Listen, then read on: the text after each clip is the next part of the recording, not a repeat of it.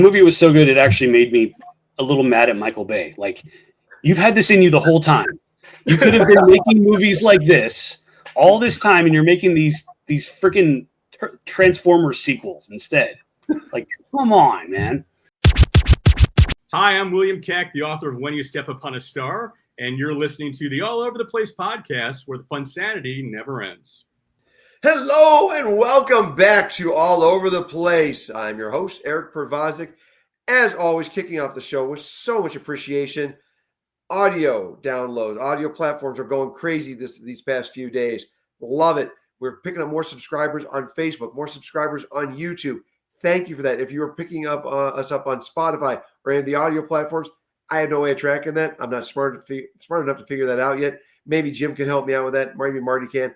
I don't know. But anyway, we are getting more and more listeners every week and viewers. Thank you so much. Greatly appreciate that. So remember to keep liking, sharing, subscribing. We are greatly appreciative of all that. Thank you, everyone out there, for watching All Over the Place so much. And wouldn't be a show without Mr. Jim Culver. Hello, Jim. How are you? I'm good. And I'm going to second what you said. Thanks, everybody, for liking, sharing, and subscribing. And I'm sure Marty is back in the house. Hello, Marty. The three of us back together. Hello, how are you, Marty? I'm doing well. Doing well. No, and I don't want you to like or subscribe. Shh. Sorry, that was and we lost him. No, not cool. Not cool. I hung on as long as I could. Please also comment. You got something smart alecky to say? There you say go. It. Let's hear it. Yes, you're probably wrong. Say it anyway. See, the joys of being a host. My mantra in life, man. I can mess around with stuff. I'm sorry, Jim. I didn't mean to step you. Go ahead. That's my whole mantra in life. Make I'm probably wrong, but I'm going to say it anyway. There you go. Yes. Well, with the three of us in the house, and I'm not going to be announcing any guests tonight, but I do want to take this time right now to thank all of our recent guests who have been on, and we've got more coming up this summer. Can't say any names just yet. We're in the process of booking some pretty heavy hitters as we get close to starting our fourth season. So let's raise one up for everything we just talked about, liking, sharing, subscribing, all of our new subscribers and our long-term subscribers. We thank you here on All Over the Place. You're here. Where the funsanity never ends. Ever. And no guests tonight, so it's a threefer, obviously, and we're going to bump it up there now on the bottom. Tonight, folks, we are sandwiching this show. We're dropping it in between Armed Forces Day and Memorial Day. So we're going to be talking about our favorite war movies. And our plus one will be our favorite iconic scene from, might be one of our top threes, might be from a movie we mentioned as an honorable mention, might be something completely different. We're going to find out, and we'll start with Marty. Yeah, you. All right. I'm going to count upwards as I normally do.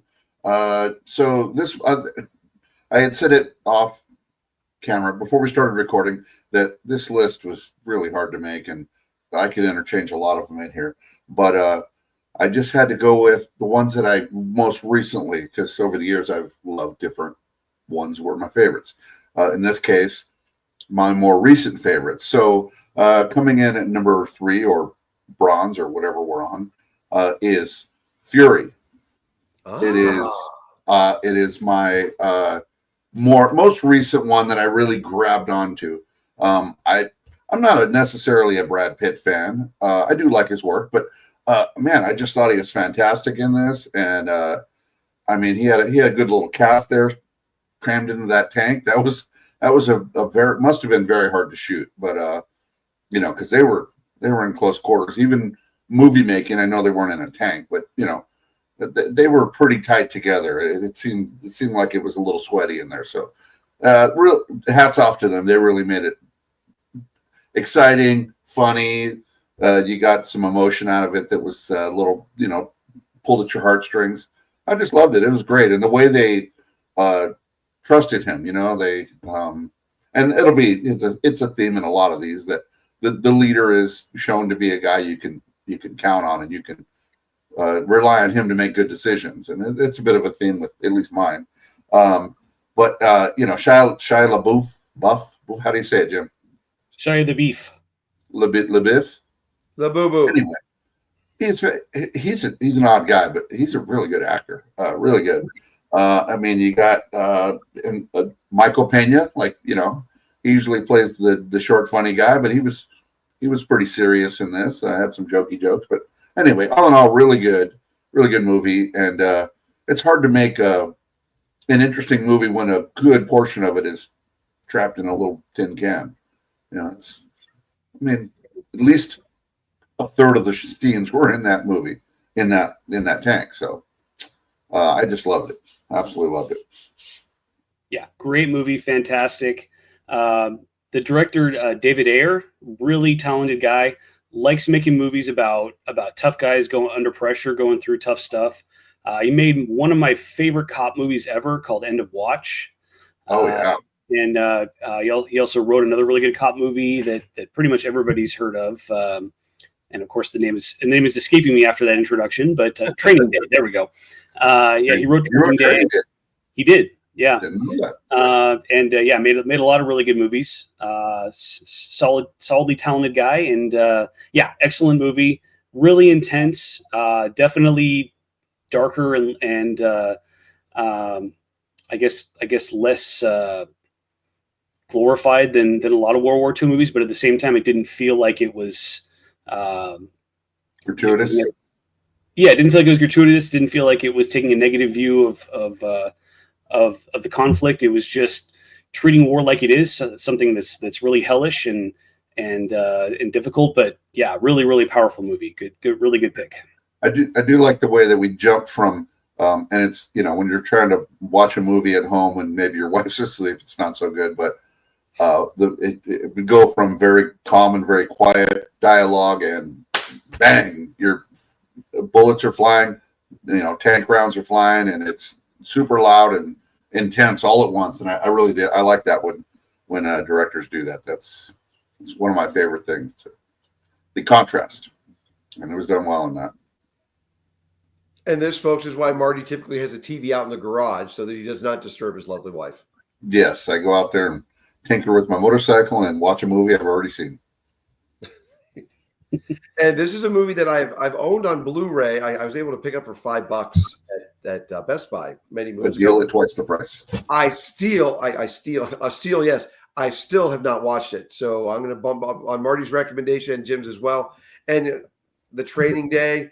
And there's a quick aside here. We don't have Training Day. We don't have one of the best Chappelle Show sketches with Wayne Brady and the homage they paid to Training Day.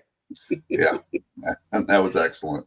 Now we're going to skip it up to Jim for his bronze or number 3, or however he wants to qualify it. All right, my number 3 is a movie that I saw, I think, as a preteen, and I've seen it quite a few times since then. It's one of those movies that I think I love more and more with every rewatch. It's really good. It's called Glory, with Denzel Washington. It's a Civil War movie with Denzel Washington. Great cast: Denzel Washington, Morgan Freeman, Matthew Broderick, Carrie Elwes, a whole bunch of well-known character actors in supporting roles. Really fantastic movie about the first Black regiment in the Civil War, and their trials and tribulations that they went through, not just on the battlefield, but to get respect as soldiers, to be treated equally, and all that. But just a beautifully made movie, really powerful, wonderfully acted. The cinematography is unbelievable. I mean, that final battle scene where they're running across the beach and cannon fires all around them. It's gorgeous. It's just absolutely amazing, gorgeous carnage, so to speak. Really powerful movie. It's really touching how it shows how in the kind of the crucible of battle you have different people from different backgrounds come together. I like that it's unsentimental. It makes everyone have to toughen up and work together and become soldiers and not get coddled. But just the bonds of brotherhood these men form, and their shared sacrifice and what it means for the country and the future. It's just a beautiful movie. And excellent premise, excellent lessons there for modern times. You know, no coddling, and coming together for a unified goal. There's not a lot of that going on recently.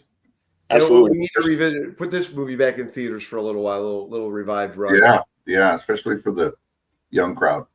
Good choice. Yeah.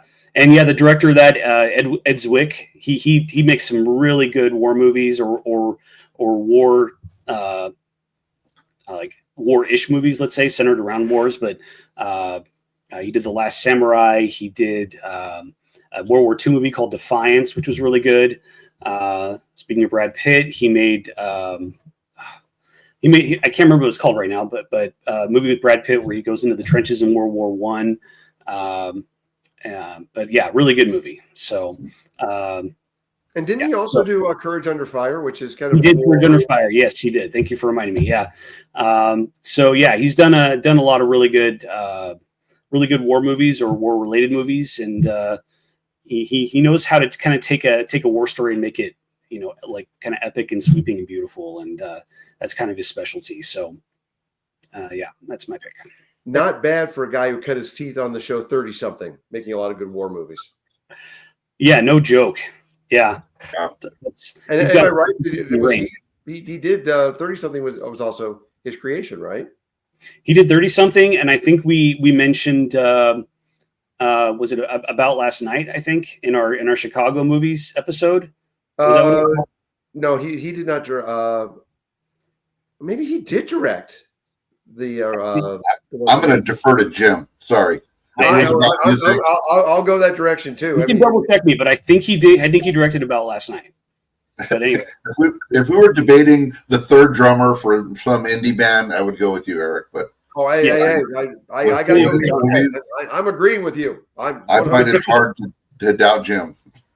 I'm not going to doubt him on that one. So that brings me to my number 3, and I've debated the order of this. Like Marty mentioned earlier, there were a lot of movies that I'm staring at here that Mike had mentioned in the honorable mentions or somewhere along the lines and all this. But I'm going to start out with one that I did not see in the theater. I don't know why I didn't see this in the theater, but the second it became available on either Blu-ray or streaming, whatever it was, but Inglourious Bastards. And I wish I would have seen this on the big screen. One of Tarantino's. Boy, this might be, this is my number 3 Tarantino, behind only Once Upon a Time in Hollywood and Pulp Fiction. Then it's Inglourious Bastards. Great World War II. Like it's kind of it's a pre-World War II, or just the start of World War II. And here we're with Brad Pitt again and his group of Inglourious Bastards just out there taking down Nazis. The only way you're supposed to take care of evil folks, with even more dastardliness. And Eli Roth, incredible as the Bear Jew. Yes. And Christoph Waltz, fantastic. And that would be his first, Jim, help me out. This would be his first Academy Award, correct? Yes. That was his first Academy Award. And what's kind of funny is, has he gotten one since, or he's had other nominations? He was either nominated or won for Django Unchained. I can't remember if he was nominated or won, but as others have pointed out, it's the irony that he won an Oscar for playing a Nazi, and then later he won an Oscar or was nominated for an Oscar for playing like an anti-racist character in Django Unchained. So go figure that. But the beauty of the Tarantino universe, it'll happen like that. And that movie made him an instant star. Like he was amazing in that. That opening monologue, just sitting at the table, and and this is to me where Tarantino movies can sometimes get overly talky, but it works so well, especially in that scene in particular, and throughout. And I want to make sure I get her name pronounced correctly. Melanie Laurent playing Shoshana Dreyfus, and this becomes as much it's a revenge flick at the same time, set in World War II. And Mike Myers has a nice small part in it, and it's just taking out Nazis, and Tarantino really outdid himself on this one. Yeah, and you to your point of it being a little talky, but it didn't matter. I hadn't seen it. I didn't see it in the theater, and I hadn't seen it at all. And you mentioned it for something else. I'd only watched a little bit of a scene, and I thought the scene was kind of good, but I must have been tired, and I go, this this is not, it's not my thing. And I think I had told you that. And you said, "Oh man, what are you talking about? This is fantastic." So I went and watched it on a, with a clear head at, noon or something. And my God, what a fantastic movie. I would have put it on my list, but I knew you were going to. So I said, "Yeah, what for?" Well, there it is at number 3. Yes. So now, Marty, we're going to take it on over to you for your number 2 or your silver.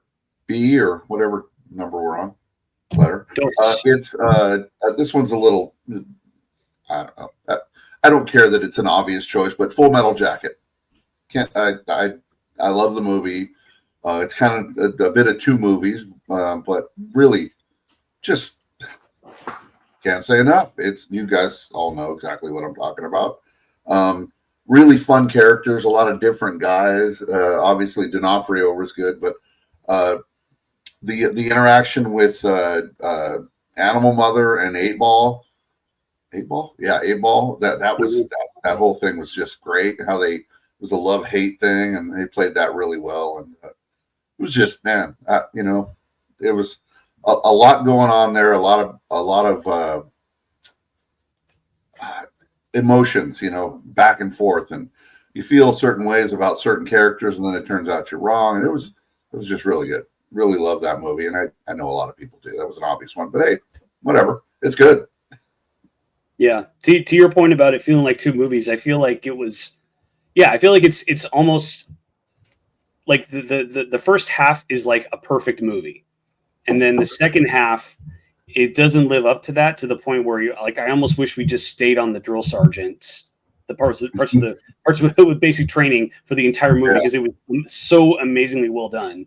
I mean, I can't say enough about Arlie Ermy and how great he is as the drill sergeant, but I mean that just that entire sequence, and watching Vincent D'Onofrio's character just be completely destroyed by this experience, and watching Private Joker just like come through it a survivor on the other end and somehow come out stronger. Just amazing stuff. And the war scenes are great, but yeah, that first half is just incredible.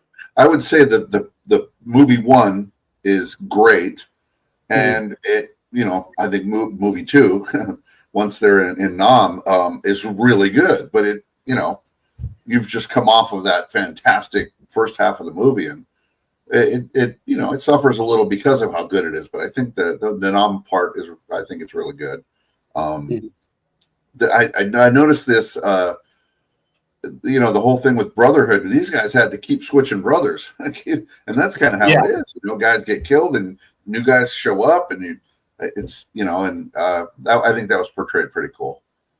Yeah, I'm with Jim 100%. Couldn't have said it better. And to add to it would just be not just the interactions with Arlie Ermy destroying and breaking down what a drill sergeant is really supposed to do with the greatest fighting force in the world.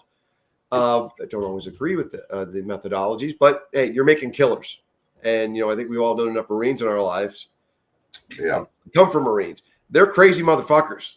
And they're not making a sports team. They're making a killing machine. Yeah, exactly. And but to see the interactions between Private Joker and D'Onofrio with those guys, and just trying to help him come along and just humanize the dehumanization that was coming from the drill sergeant. So great, incredible. I would even say, if we're just taking it 45 minutes or the first half of it, probably the greatest, if not one of the greatest war movies ever. But the second half, I just felt just did not live up to it at all, and to the entire film's, I won't say discredit, but it just suffered because of it in the second half. It just didn't really click together. It felt like 2 separate movies, and there's only a couple of characters who carry over into the second movie, so there's not like a lot of connective tissue that makes it feel like a movie that flows together. So I feel like if Kubrick had figured out a way to make it flow better into the second movie, I think it would have, or the second half, I think it would have been basically a perfect war movie. But well, you're already down 2 characters, so right, it's very true. Well, yeah, it was like Joker was in two movies, Yeah. and he was the thread between the two halves. You know, Oh, Yeah. and we're you gonna met up go, with Cowboy, but you know, and right now we're going to go to trivia with Eric. Strangely enough, and I'm sure Jim knows the answer to this. I want to see, Marty, if you have heard of this.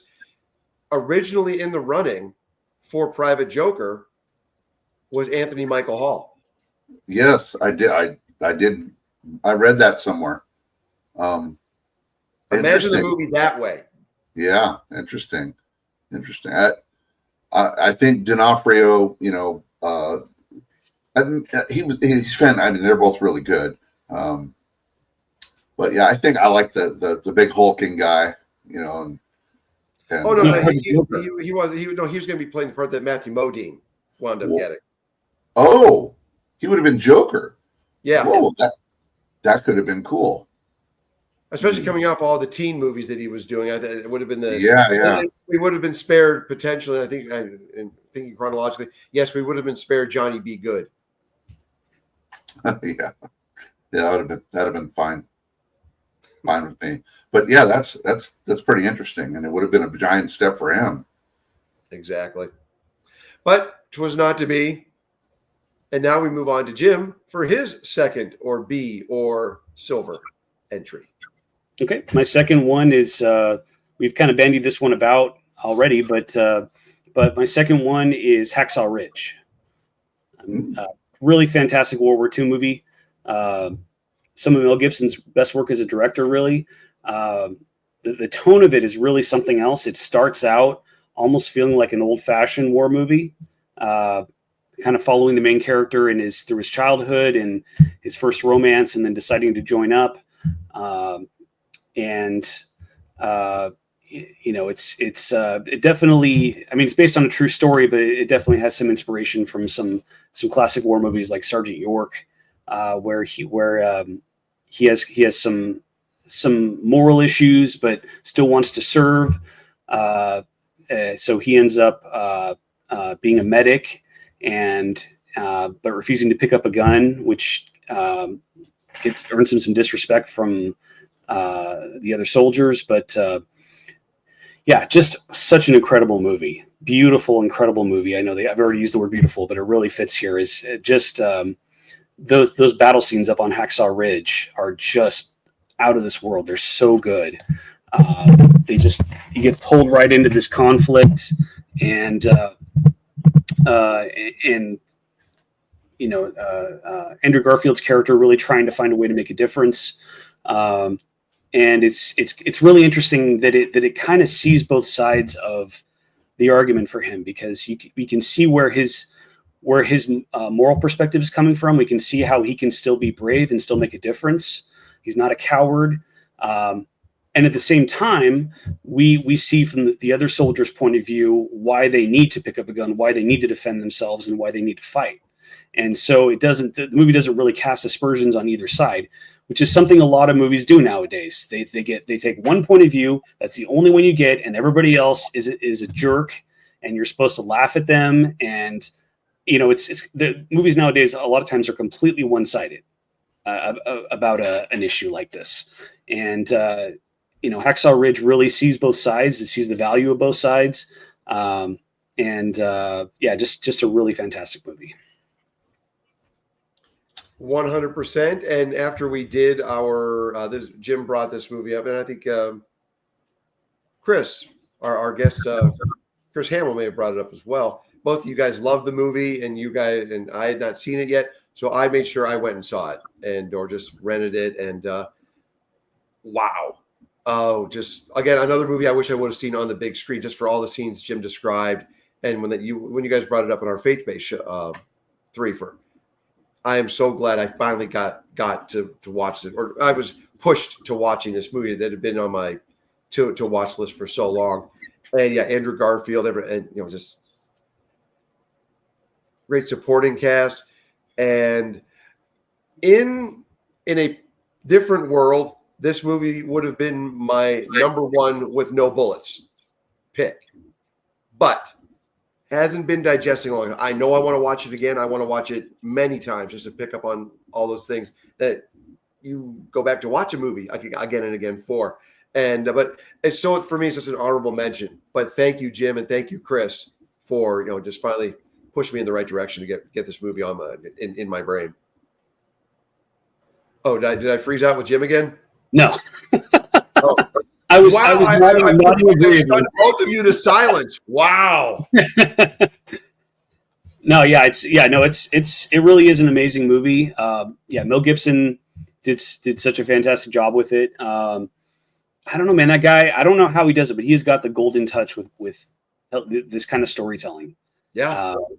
This movie could have been done a dozen different ways that would have been inferior to this, but he really knew how to get it just right. And just his depiction of battle as like a living hell. It feels like these characters are walking through hell on Hacksaw Ridge, just with flames all around them, and not the characters are really, really beautifully done. And again, I love the tone of it. It really feels in some ways like an old fashioned movie. But in the script and the way the characters are written, because it is a movie based on real people from the 1940s. But once you walk into the battle, I mean, it's raw and real and visceral, and it feels like as intense as anything you've ever seen on film. And it's just really beautifully done. And I'm glad you brought it up, Jim. Desmond Doss's desire to to enlist for World War II, Mm-hmm. and I think that gets lost so much on the current generation for whatever reason.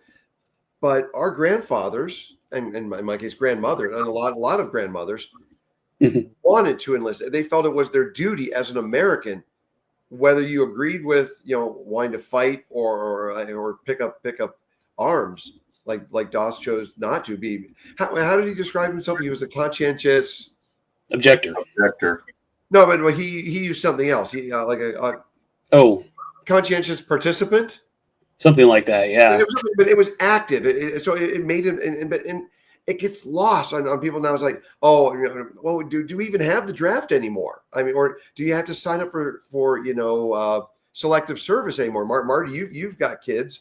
Did your boys have to sign up when they hit 18? Do you remember? Yeah, my son did. I don't know anymore. Right. I guess I can say it now. I didn't do it when I was younger. And then I was like, I think I'm kind of old now, and I don't think I need to. Did you guys do it? Oh, I remember, again, well, coming from a military family, I know your dad served as well. But for me, my dad was like, you hit 18. And I remember it was either on my birthday or like within a day or two. I went down and I got my selective service and I turned it in. Of course, it's 1988, so there was Yeah. What, we don't got a draft no more. Well, yeah. Well, I was on my own at 17, so I was kind of I didn't have someone to tell me what to do, kind of thing. And the old man probably told me. He probably said you should get that done, but he's a patriotic guy, 82nd Airborne and shit. But I didn't do it, and nothing happened. And then I got a little worried. I was like, 26 or 27. Am I supposed to do it? I mean, I don't know. Are they going to come arrest me? I didn't really think that, but. And me throwing that quote in there from John Deal from Stripes, that is not a side honorable mention for me. Stripes is not on my war movies list, Cold War movie list. I guess that counts. That famous invasion of Czechoslovakia that we did back in the 80s. They're in, they're out. But speaking of Czechoslovakia, we're going to go to the Czechoslovakian in the bunch. And I was thinking about this the other day because people ask me what Pervoznik, what is it? Well, I've been saying for years it's Czechoslovakian. I can't say that anymore. I haven't been able to say that for years. I just do. Nobody flinches though. They don't say what's Czechoslovakia. So anyhow, my young people don't care. Old people know what you mean. Yeah, exactly. Young people, but for my number 2, my silver medal, this was something that wearing my Major League Infidel shirt, I mean, this will give you a little hint as to where I'm going with this. The movies that have been made in the last 20 or so years now with the war on terror, since it started, following 9/11, and there have been so many good ones, I think, and the batch of them that came out during the Bush era, whether it was Lions for Lambs or Jarhead or things like that. I'm like, okay, get your yayas out, you directors who think it's Vietnam all over again. Gives you a chance to shit on America some more. Fine. And balance, I don't know. But the ones that have come out, I'm trying to think, 2012, 2013-ish. But I just want to run down a quick list because it was so hard for me to pick one from these. But I'm going to go. Honorable mentions are 12 Strong, which is about the first battle after 9/11 happened, or sending the troops into Afghanistan. And, Chris Hemsworth did an amazing job in that one. Yep. Guy Ritchie's The Covenant movie that came out last year, the year before. Damn. Guy Ritchie, I see movies. If Guy Ritchie is one of the few directors now where I will go see it because he directed it. And a quick, the Ministry of Ungentlemanly Warfare deserves some love. Not a great movie, but deserves some love as a war movie. But staying with the war on terror, I think The Covenant, Jake Gyllenhaal, and just the message that brought of just doing the right thing with our allies who helped us. And let's see Lone Survivor. That Peter Berg, I think, is another guy. I will see a movie just because Peter Berg's name's attached to it. He has gotten so much goodwill from me. And Mark Wahlberg, a fantastic job as Marcus Luttrell, and a Peter Berg favorite, Taylor Kitsch, playing Michael Murphy, and just did a fantastic job. Emil Hirsch also had a nice role in that as one of the four guys surviving or just trying their best to get down off that mountain. Excellent. Got to throw some love to the Lone Survivor. Also, a Clint Eastwood, American Sniper. Yep. And Bradley Cooper. Coulda, shoulda, didn't win best actor for that one. Awesome. But my official number 2 pick from the movies about the war on terror, directed by Michael Bay, starring John Krasinski, 13 Hours, The Secret Soldiers of Benghazi. And that movie showed that Michael Bay, when he doesn't want to blow shit up and make ridiculous movies like the Transformers with just eye candy stuff and just superfluous movies, he can make a movie with heart, a movie with substance.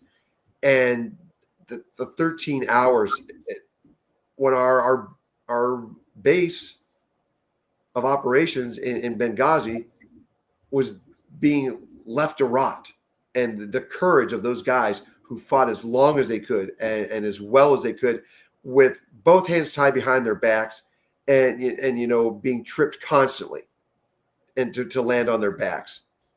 Michael Bay just brought the energy that you feel, and just the desperation. You feel it every second of that movie. That shit's hitting the fan, and these guys, you know what happens, but you still think. Just like every time I watch a football special about the first Super Bowl that Buffalo lost, I think that Norwood's going to finally make shit. He missed it again, but this movie, the outcome, but you still think these guys are going to get out. They're fighting that heroically and that bravely. And Michael Bay, kudos to him for making, like I said, a movie of substance and knocking it so far out of the park. Phenomenal movie. Love 13 Hours. Yeah, I can only watch it once because it just enrages me that even happened. Oh, man, if you ever want to get pissed at Hillary Clinton, just watch the movie all over again.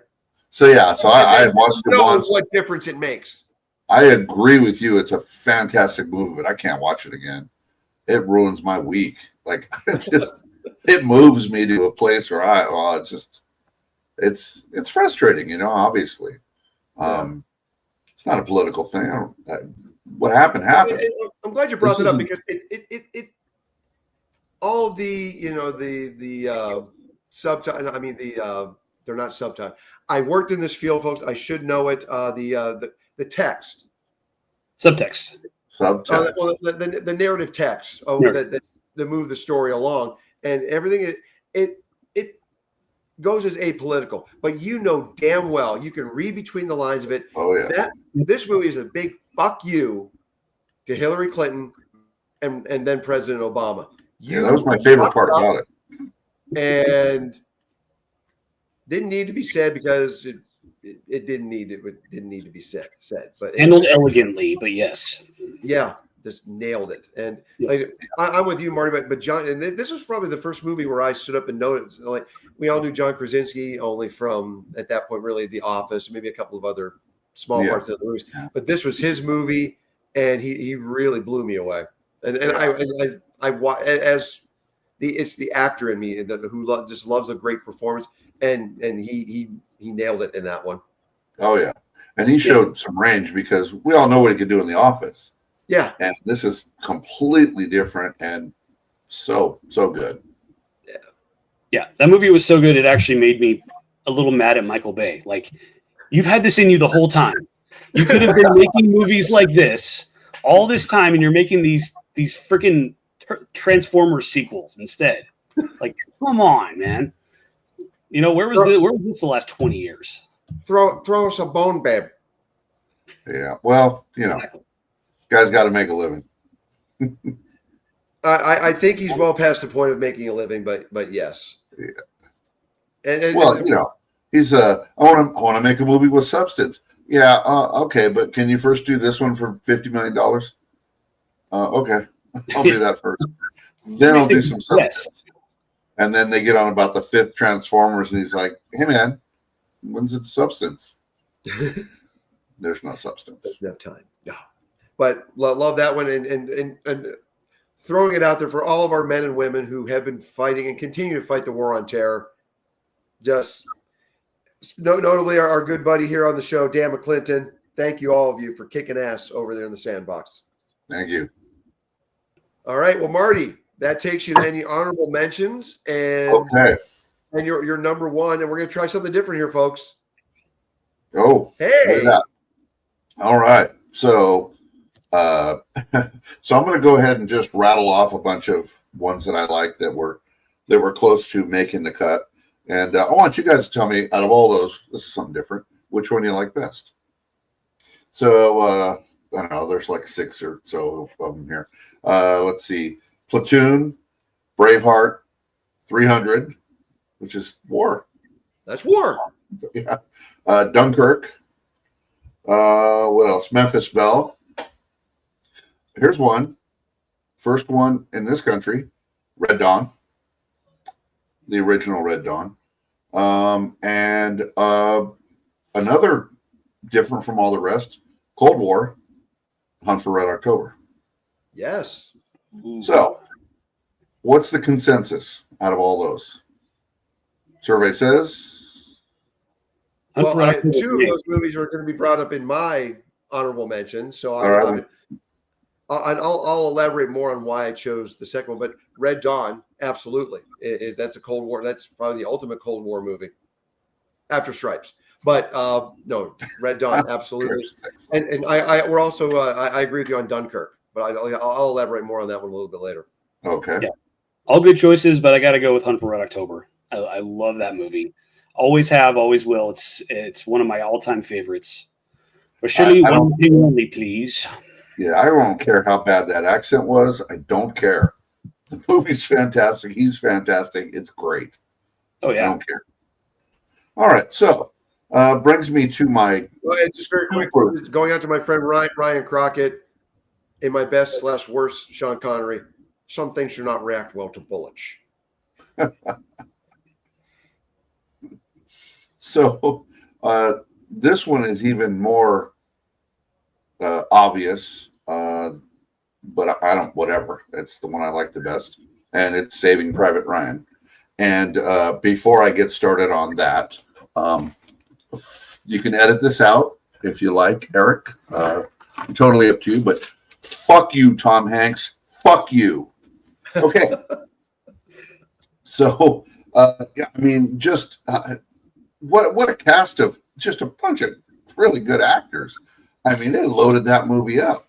Tom Sizemore, the guy's an absolute mess, but man, he was super good in that.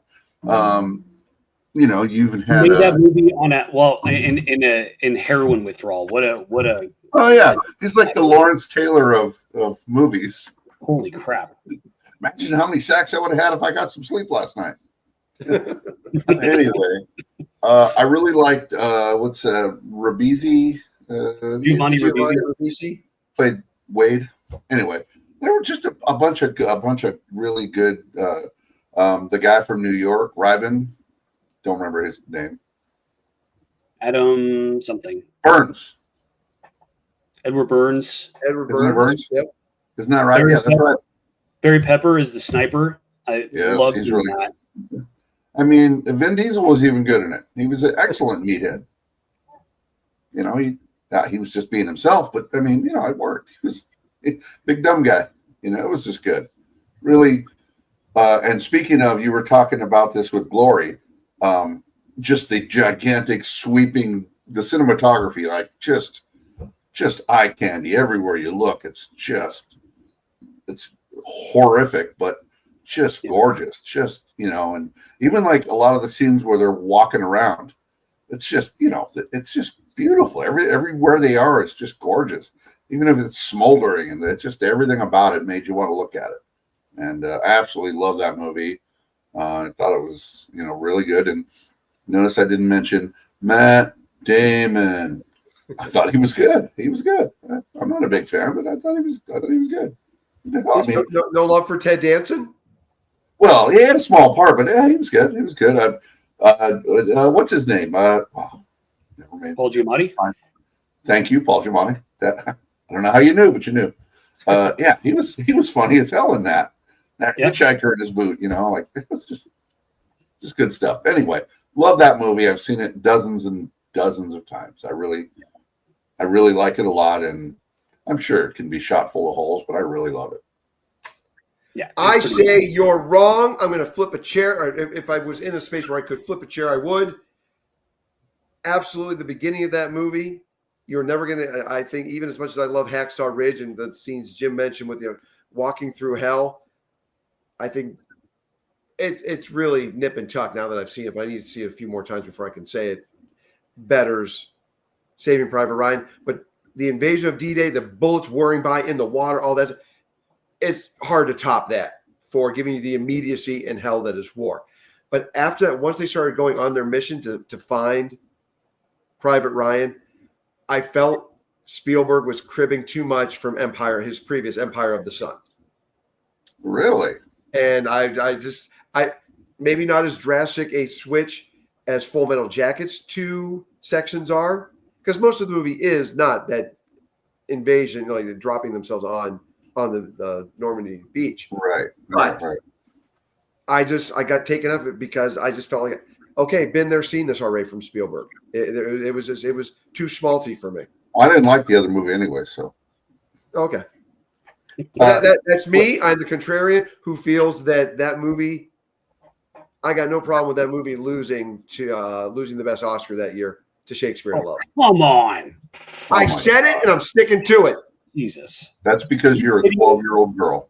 That's because I'm a theater person. You're darn right. And it was written by Tom Stoppard, the greatest British writer of the last 50 years. And I'm staying with it. Nobody cares. And also, Hollywood people love movies where they're talking about basically themselves as writers and performers. That's why it won. There you have it. They love to fillet themselves. Yeah. I remember seeing the Dennis Miller show like the night before the Oscars, and he did all his Oscar predictions, and he said for his prediction for Best Picture, he said, unless the entire Academy is gay, it'll be Saving Private Ryan. Well, we all know now the entire Academy is gay. I will, draw your own conclusions, but yeah. Yeah, and just like Fury, I did like the smash cut to, bullets whizzing by your head after a real tender speech by fill in the blank actor, and then all of a sudden you're being shot at. I like that. I like the contrast. I always have. I think it was fantastic, and if I didn't, I don't know if I mentioned this. Fuck you, Tom Hanks. Wait, look right at the camera. Fuck you. I do believe we found our first trailer for this week, folks. Tom Hanks' lawyers will be in touch soon. Blowhard, pretentious, alleged pedophile. Hey, what, all we got to do is smooth them over, say how much I loved and will always love that thing you do. That'll get him back on our side. That probably would work, actually. I don't want that fucking guy on my side. Well, if they're going to sue us, Marty, that's how I'll make it go. Legally speaking. Did I mention that All Over the Place is exclusively the property of Eric Porvoznik? Exactly. Who are you? Why are you here? I also have to mention Jeremy Davies played the translator in that movie. He was really good. Yes, God, he was excellent. He was so good. Yeah. Interesting actor. He's really skinny, really twitchy. Like I feel like he's an actor who's born to play a junkie, but I don't think he's ever actually played a junkie. But he's a junkie or a tweaker. Yeah, but he's really good in that, just playing kind of the everyman who gets kind of pushed into this. He's not a soldier. He doesn't really know what he's doing, but he tries to kind of make it work. He's great in that. To me, it feels like a movie that's really about the two battles, the one at the beginning and the one at the end, and both of them are really some of Spielberg's best work. And I feel like the storytelling does kind of drop off in the middle a little bit. Some of the deaths in the middle section seem a little, a little manipulative. Like he's trying a little too hard to wring emotions out of you rather than just letting the story tell itself. But a little too Empire of the Sun. A little bit, yeah. But it is a brilliantly made movie. It's fantastic. I love it. And yeah, I'll never forget seeing that in the theater with a lot of old vets. You could tell from what the look on their faces that this was hitting them in a very real place. Yeah. Like no movie ever had. I don't think any movie has really ever had that kind of quasi documentary. I mean, it has since then, but I think at the time there'd never really been a war movie that was it kind of this quasi documentary style in such a realistic way.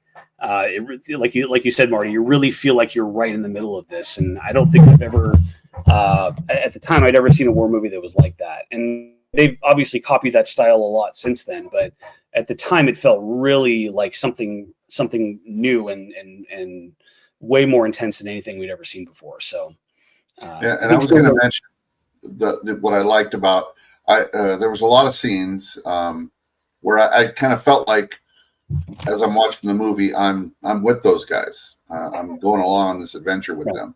And a lot of movies, I have a hard time with that. I just feel like this is stupid. And, Eric obviously feels like, Empire of the Sun is something magnificent. And this is a copy of that. But keep in mind, Paul McCartney sounds like Paul McCartney in all of his songs. I'll say it straight. I'm not even that big a fan of Empire of the Sun, which is probably why I dragged Saving Private Ryan down even further for me.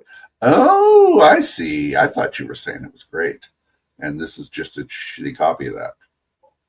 And so you're saying it's a shitty copy of a movie you didn't like? By the way.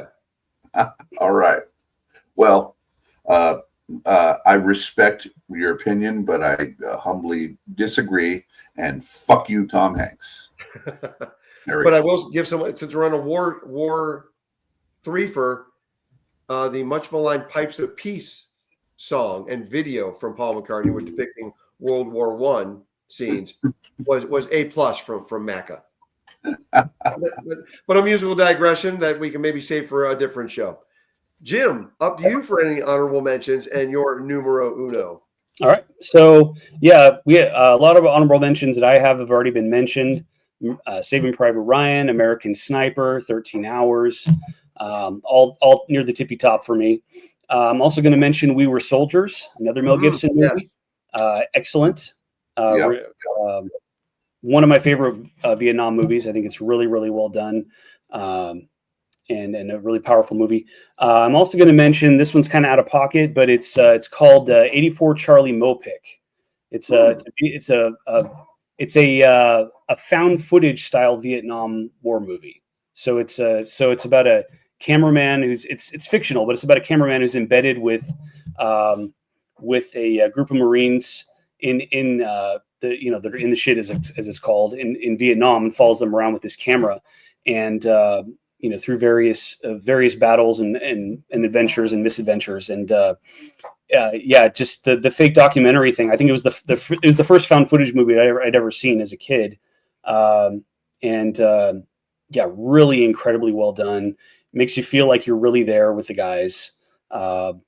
Probably more than any Vietnam movie I've ever seen, and really, it's kind of a deep cut. It's not very well known these days. One more time, what's it called?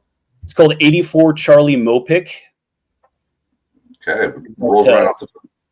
It really does. But kind of obscure now, but really good movie. Well worth checking out if you can find it. But excellent movie. So, and hey, for were you in the shit? Yeah. What's that? Were you in the shit? Yeah, I was in the shit. Yeah. Bill Murray, very convincing as a war veteran. Okay, so my number one pick is Ridley Scott's Black Hawk Down. It is after many rewatches, I decided it's my favorite war movie of all time. I love it. It's amazing. The cast is incredible. So many amazing actors in that. It took a conflict that a lot of people just saw on TV when it happens in Somalia, and really made it feel very real, made us really see what was going on over there. It's at the time it was kind of unique in that a lot of war movies were about big battles and usually ended with a victory to make everybody feel good. But this one was really about something that completely didn't go the way we were supposed to. It completely sideways. And there really isn't a big happy ending, big victorious happy ending. There was a lot of hard-won individual victories that day by the soldiers, but and they did achieve their objective, but at really disastrous cost. So it's really more about just the bravery under fire and trying to salvage what you can out of a terrible situation, which is unfortunately something our soldiers have to go through a lot. It tells a really incredible story about how this operation in Somalia just went from bad to worse and dragged on. I don't know how Ridley Scott pulled off telling such a complex story in a way that keeps you oriented. You always kind of, even though people are fighting all over the city and lots of different things are happening, you kind of know where everybody is and what they're doing at the time. And there's so many different characters. Some of them even look alike, but you always know who's who and what they're going through. And they all have character arcs and their own journeys that they go throughout this long battle. Just really incredible story or storytelling of this really unpleasant battle that didn't go well for everybody. But Ridley Scott's ability and everyone else who worked on its ability to pull these individual stories of heroism and brotherhood and strength out of it is really powerful stuff. And I never get tired of watching it. I've seen it a whole bunch of times, and I love it. And that's my number one. It's a movie that I own on DVD, and after getting rid of a lot of my DVDs, definitely hung on to that one without a doubt. Yeah, it's an honorable mention for me with not even blinking. Definitely. Yeah, that would have been in my top 3, but I forgot. I tried to remember them all, but it's hard. There's a lot. There's a lot of good ones. I don't blame you. Absolutely love that. This was tough for all of us. And once again, I more honorable mentions for this than probably at least since our 1984 rundown of favorite albums from '84. This is the second most amount of honorable mentions, which I will now get to. I'm going to start out with the one that Marty brought up earlier. Did you already do your honorable mentions? What? Did you do? I thought you did your honorable mentions. Was that your pre-honorable mentions? I peppered a couple here and there. Okay. And I said the Stripes was not an honorable mention. That was not a side. All right. But Proceed, sir. I apologize. Dunkirk and Darkest Hour to me. They're a great companion piece because, as you can see over my left shoulder here, it's on the right of you on the screen with me. Winston Churchill, one of my biggest heroes. That man, just a fantastic man, and never, ever, ever, ever, ever, ever give up. There's a reason I own that pick. And Bosch Faustin, tip of the cup to him for making that a part of my life. That I love that, and just Churchill is the shit. And Gary Oldman, just it's not even his greatest performance, and he won an Oscar for it. That's how it was. We're finally giving you one. We can't avoid it anymore. But the movie, and Dunkirk, one of Christopher Nolan's best movie, with such little dialogue. I like that more as, I don't want to call it like an experimental or college flick, but college student flick. It works with such little dialogue and just ambiance. I love that, and then they play well together. In that World War II or pre-World War II, and I love those two kind of function as companion pieces together. Staying on the World War II tip, Captain America, the first Avenger. Love that one. Works well as a Marvel movie and as a war flick. Tommy Lee Jones, fantastic in that. Everybody was great in that movie. And Glory was brought up earlier. Got to give some love to that one as well. But going to my number one, it is a Vietnam movie, and I wish my uncle Steve, who served in Vietnam, I wish he would have been alive to see it, because I know, like many vets, felt let down by the Platoons and Born on the 4th of July, and just all these movies that shit all over veterans and shit all over what we did over there.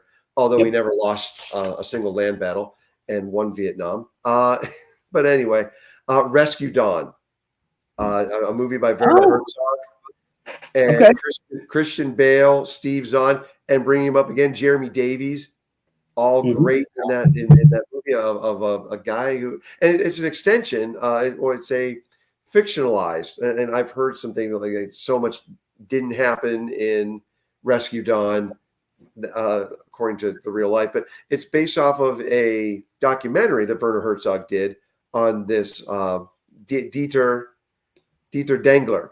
Little Dieter needs to fly.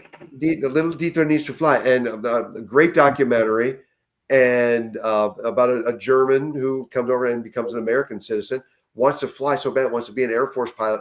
Then he's up and he gets shot down. He's a prisoner of war, and the movie just goes. It's the struggle between man and nature, and it's Christian Bale. I mean, it's just one of his more just down and dirty, great roles, just physically impossible that he makes possible. And Steve Zahn, who is usually, like you mentioned Pena earlier, Marty, how he's usually the comic relief, and doing something dramatic and knocking it so far out.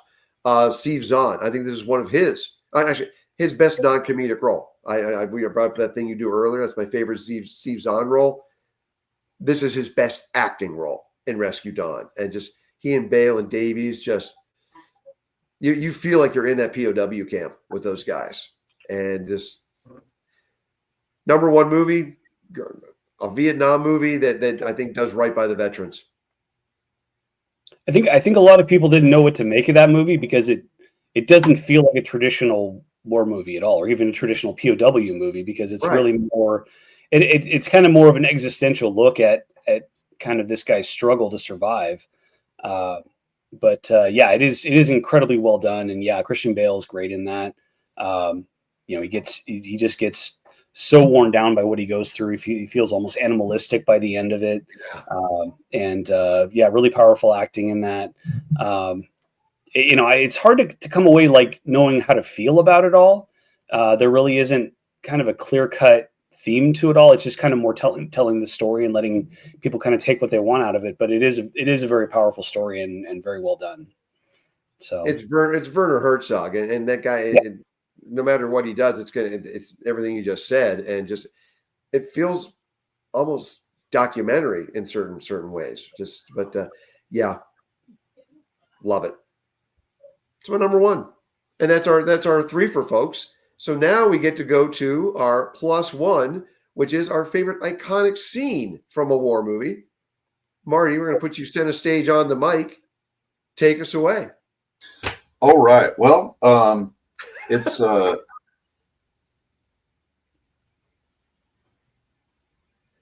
If you're listening right now, you have no idea what we're doing. If you're watching, you I don't even know what we're doing. Slightly less of an idea what we're doing. We're having fun with the new format. So go ahead, Marty. So, you're staring at the side of my head. That's weird. Now Jim's doing it. Such a beautiful man. We can go on like this for seconds. So, I'm a bit of a meatheadish type guy. You'd think this is going to be a shoot 'em up. What's the cool battle scene there's plenty of those. Believe me, I love a good battle. I like guns. Don't say anything. I live in California. By the way, all my guns, they fell off the boat in a tragic boating accident. They're at the bottom of the lake. Hate when that happens, man. That's on the record. So, but no, it's not a shoot 'em up. There's no explosions. It's not the opening scene, but it's early in Saving Private Ryan.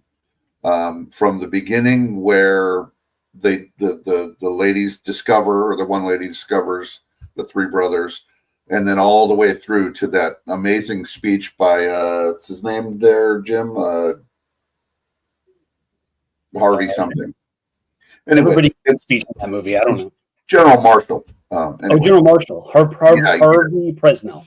There you go. He does that amazing. It's the Abraham Lincoln letter and all that. And right. That was, for me, that's a scene I really, really loved. It didn't need any explosions. It didn't need any. It moved all really slow, and the Foley was fantastic. Just their footsteps walking around, doors opening. I love Foley. I'm a big fan. The Ninth Gate, excellent Foley. Anyway, really love that scene. It really kind of got you prepared for to not have that feeling of why the fuck are we going after, even though they talked about it in the movie, why are we going after this guy? It kind of primed you to give a shit about Ryan when you really didn't have a good reason to. There was a lot of guys out there, stuck. But it was a good place to put it to kind of prime the pump of giving a shit about Ryan. So anyway, I loved it, and the letter from Lincoln just drove it home at the end. It was a good way to end that scene, and it was just excellent. I loved it. That is a great scene, and it almost feels self-contained, like it could be a short film on its own. But that is a beautifully done scene, and what a way to set the stakes for a movie. Like that scene was all you needed to see the stakes here, of what's involved here and why they had to finish that mission, even if the men themselves didn't always get it. Yeah. There's plenty of reason to, like Hacksaw Ridge. There's plenty of reason to disagree with what was going on there, but it kind of gave you the humanistic perspective of there's a lot of people dying, but this one guy, we can actually give a shit about one guy, and they bring it up later about getting something out of this shithole, getting something out of this horrible, horrible situation, getting one positive thing. So anyway, really loved it. Really loved. I know it wasn't all one shot, like Goodfellas or whatever, but they kind of had the feel of all one shot. The way they moved around it kind of almost felt like one shot from her reading the letter and going and getting the other one, and it just continued. And it wasn't all one continuous shot, but it had a feel of that. And I really like that. As much as I am not a Saving Private Ryan fan, that is a killer scene, no doubt about it. You didn't shit on it. Holy shit! No, I'm impressed. Like I said, there are some great moments in that movie, and that is one of them. Absolutely. Yes. Yeah. Man. That one, first time I saw the movie, that one got me in the feels. Let me tell you, direct shot to the feels. So, all right. Well, Jim, we now go over to you for your favorite iconic scene from a war movie. I'm going to start with a couple of honorable mentions for this one. the introduction of the drill instructor in Full Metal Jacket, Mhm. unbelievable. That just that speech, just cutting everybody down, cussing him out, insulting everybody. Just, I mean, you cannot take your eyes off this guy after that scene. Like, what a character introduction. It's amazing. So yeah, Full Metal Jacket. In Platoon, the final battle, Tet Offensive. I have my qualms with Platoon, but that battle scene at the end was really incredibly well done. Yes, it was. Wonderful stuff. In The Thin Red Line, which again, not one of my favorite World War II movies, but there are some good sequences in it, and there's one sequence where the platoon runs full bore, runs right through a Japanese village, and has like a running gunfight with the enemy the whole way through, and it's unbelievable. I've never seen anything like that in a war movie, so that was really good. Good stuff. But for my pick, my number one best scene, I have to go back to Saving Private Ryan, and I can't justify picking anything else. I got to go with that Omaha Beach scene. It's unbelievable. It's so good, even after all these years. It just puts you right in the middle of everything, makes you feel every bullet pinging by, makes you see all the random things that a soldier would see, somebody getting hurt over here and somebody running over here, and the sound going out after an explosion. I mean, it just puts you right in the shoes of these people, and the chaos. Yeah. And you can't really understand the sacrifice that these people made for our freedom until you see that scene, and just it makes you appreciate it in a really unique way, I think. So sure. I really can't think of anything else. That's an amazing scene. Yeah, it was gory in certain parts, and it was bloody, certainly, which I think you have to do to have any kind of a realism to it. But it wasn't. It flowed. It wasn't gratuitous. It wasn't just like, oh well, it's war, so we got to have a lot of blood. It just kind of flowed with what they were doing. This is the things that happen, and this is that was a great scene. And I almost picked it. I almost did, but that's fantastic. Yeah. To me, one of the best battle scenes ever. It was just so good. Yeah, and one of the goriest things I've ever seen. And I've seen a lot of horror movies, but it didn't feel manipulative at all. It felt like they were just showing you, this is the full cost of what these men had to bear when they jumped on that beach, and you can't really appreciate it until you see it. And we're 2 for 2 with Saving Private Ryan with me. These are the things I loved about it. Doesn't change my mind about Shakespeare in Love being Best Picture, but neither here nor there. Hey, I'm so pissed about Goodfellas losing to Jackass. Sound. Look at this beautiful landscape. Blah blah blah. Anyway, and you can't even say the name of it. I don't even want to say the name of it because it was a pandering flick. So anyway, well, it worked. Yeah, I guess it did. It worked. And much like Platoon losing to the much more peaceful Driving Miss Daisy. People don't want to deal with the horror of war. But my skipping to my most iconic scene and an honorable mention, and as flippant as it sounds, it's not. This isn't so much an honorable mention. It's just it's the movie thing I quote the most from something that's even quasi-war related. But Stripes, I'll bring it up again. I notice you're always last, son. I'm pacing myself, Sergeant. It's greatest line in a comedy. So I love that line, and I use it a lot. I use it on my kids on the baseball team. I notice you're always last. And, well, no, you're pacing yourself, Coach. Say that, and you're fine with me. But and Red Dawn has held the title for this forever. Just freedom lover that I am, and I that movie is as goofy as you want to call it. Or it's a movie about the Cold War that we were enduring in 1984, and we didn't know what was, a war could have happened at any time. We all truly believe that could happen. Oh yeah. And, I mean, to that effect, no. But the shots that John Milius, the director, used, you can pry my gun from my cold dead hand. You've got a guy lying on the ground there. But just the quote from Theodore Roosevelt and just how great this country is. That scene is just always, I love the freedom lover in me. However, my number one most iconic scene is a movie that I mentioned earlier. I haven't seen enough yet to justify breaking in as my number one with no bullets. But the scene in Hacksaw Ridge where Desmond is pulling Vince Vaughn's character along, and he's got his machine gun, and he's just blowing away all the Japanese behind him as he's getting pulled on basically what is a reverse sled, is just completely badass. And I rewound that at least 7-8 times and watched it again and again and again. That is badass. That's iconic to me. Hacksaw Ridge. I can't justify you being in my top three just yet. Being my number one with no bullets. However, you make my number one most iconic scene. No apologies to Red Dawn. And yeah, and that goes right back to what I said about how the movie really is willing to see both sides, you know, because here's a guy pulling someone out of there to save his life. And at the same time, he's mowing down the enemy, and we're cheering for both of them, even though they're totally on the opposite side of the morality of that equation, you know. And we're saying these guys are both heroes. They're both doing something honorable. Let's praise them both for what they did. Even if it was, once again, Vince Vaughn playing Vince Vaughn.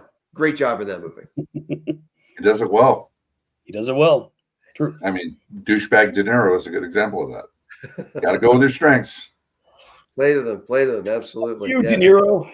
Yeah, that guy too. Well, let's see. Marty's had a fuck you, Tom Hanks. Jim, what was that you just said? Nothing. You saw nothing. Well, I've got it on camera. I'll edit around me accidentally, minutely stepping over you. Who do I have as my? I think I kind of had it when we were talking about 13 hours. Fuck you, Obama. Fuck you, Hillary Clinton, for what you did, leaving those boys out to dry. Well, look at that. We all got a little body tonight, folks, here on All Over the Place for our threefer on our favorite war flicks. This means war. Iconic scene, favorite movies. Thank you so much, as always, for listening, liking, sharing, subscribing. Marty, awesome picks. Jim, awesome picks. I hope you like my picks too, folks. I threw a lot out there. We all threw a lot at you. We love this subject. I think we'll be back at some point with at least a +1, our favorite song that involves war or is about war. Please, when you're barbecuing on Memorial Day, remember why. Remember Amen. why. You're here. To all of our men and women, all the wars across our countries, many, many, many years, almost 225. God bless. As always, folks, thanks for watching, listening to All Over the Place. We'll be back real soon. Take care, everyone. Bye-bye.